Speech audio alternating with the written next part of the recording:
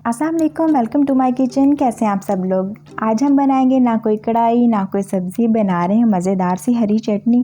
क्योंकि मेरी तरह आज बहुत से लोगों को समझ ही नहीं आ रही होगी कि क्या बनाया जाए। तो आज मैं बना रही हूँ बहुत ही स्पेशल सी चटनी। इसको आप एक बार बना के खाएंगे तो रोज़ आपका दिल चाहेगा कि आपको बनी हुई मिले।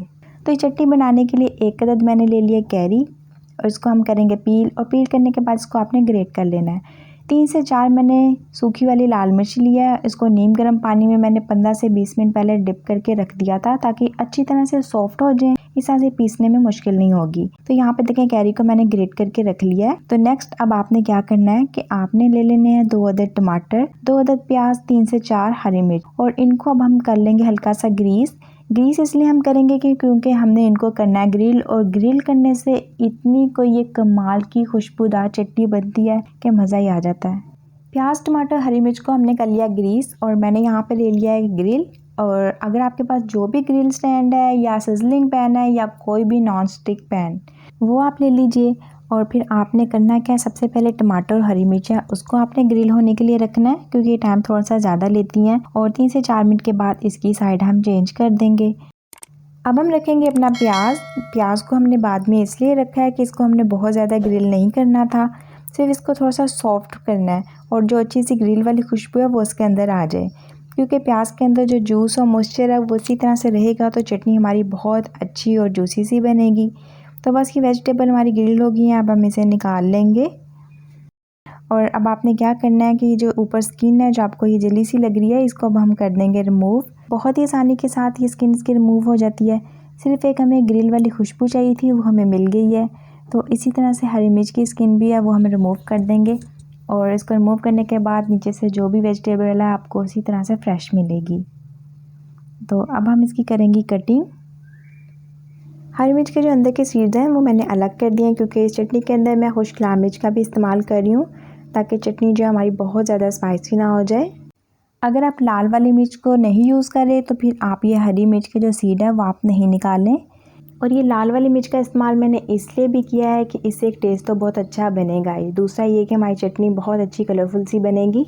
बाकी स्पाइस आप पे है कि आपको जितनी पसंद है अपनी मर्ज़ी से आप इसमें ऐड कर लीजिए। अब इन सब चीज़ों की हम कर लेंगे कटिंग, टमाटर की, प्याज की, और इसको मैं अब हैंड चॉपर से चॉप करूँगी। आप जो है ग्राइंडर जार उसके अंदर भी आप चटनी बना सकते हैं, लेकिन उसमें चटनी बन तो जाएगी, टेस्ट भी आपको सेम मिलेगा, लेकिन जो इस चटनी की सूरत है वो आपको वैसी नहीं मिलेगी, बहुत ही लिक्विड फॉर्म में आ जाएगी।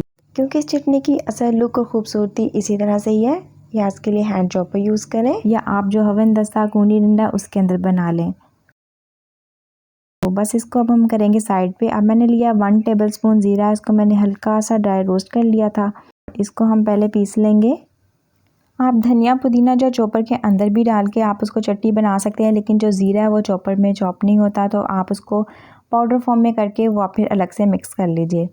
अब मैंने इसमें भीगी हुई जो लाल मिर्च है वो ऐड कर दिया है। ये जो छोटी वाली लाल मिर्च है ये काफ़ी तीखी होती है, इसलिए मैंने ये 2 अदद ये ऐड की हैं और 2 अदद मैंने बड़ी वाली ऐड की हैं। अब इसमें ऐड कर देंगे हम अपना धुला हुआ कटा हुआ धनिया। 1 बंच मैंने धनिया का लिया, हाफ बंच मैंने पुदीने का लिया। अब इसमें टेस्ट के अकॉर्डिंग डाल देंगे नमक ऐड करने से ये बहुत आसानी के साथ पिस जाएगी। अब बस अब इसको हम पीस लेंगे। जैसे ही पिस जाएगी तो लास्ट में इस चटनी की जान यानी कि कैरी जिसको हमने ग्रेट करके रखा था वो इसमें ऐड कर देंगे, इसको पीस लेंगे। अगर बिलफर्ज आपको कैरी नहीं मिलती तो आप इसकी जगह इमली का पल्प यूज़ कर लीजिए, क्योंकि चटनी के अंदर खटास होगी तो चटनी मज़े की लगेगी। आप इस चटनी को बना के 1 वीक के लिए फ्रिज में रख लें, और आपने जब इसको 1 वीक के लिए रखना है तो फिर आप इसके अंदर 1 टेबलस्पून जैतून का जो ऑयल है वो मिक्स करके फिर आप रख लें, तो चटनी आपकी ख़राब नहीं होगी, बिल्कुल फ्रेश रहेगी। तो ये थी जी एक छोटी सी टिप चटनी को फ्रेश रखने के लिए। बस अब ये जो हमने प्याज टमाटर चॉप किए थे इसके अंदर हम ये मिक्स कर देंगे। आप चाहे तो स्पून से मिक्स कर लीजिए, मैंने इसके अंदर डाल के इसको 1-2 बार हिला के मिक्स कर लिया था, तो ज़बरदस्ती चटनी हमारी बन के हो गई है तैयार। और साथ बना लीजिए गर्मा गर्म रोटी, ऊपर लगाएं बटर या देसी घी, और साथ ये बनी हुई मज़ेदार सी चटनी। सैलड है तो वो रख लीजिए, कबाब है तो रोल कर लीजिए, तो क्यों बन गया ना ज़बरदस्त सी चटनी रोल रोटी। जो खाता था हाँ वो खाएगा पूरी रोटी। बहुत मज़े की चटनी ज़रूर ट्राई कीजिएगा। रेसिपी अच्छी लगी हो तो लाइक कर दीजिएगा, शेयर ज़रूर कीजिएगा। जो लोग चैनल पे नहीं होते हैं प्लीज़ चैनल को सब्सक्राइब कर दें, बेल के बटन को लाजमी प्रेस किया करें, इससे मेरी हर आने वाली वीडियो आपको सबसे पहले देखने को मिलेगी। तो मिलते हैं न्यू नेक्स्ट रेसिपी के साथ, तब तक के लिए अल्लाह हाफिज़।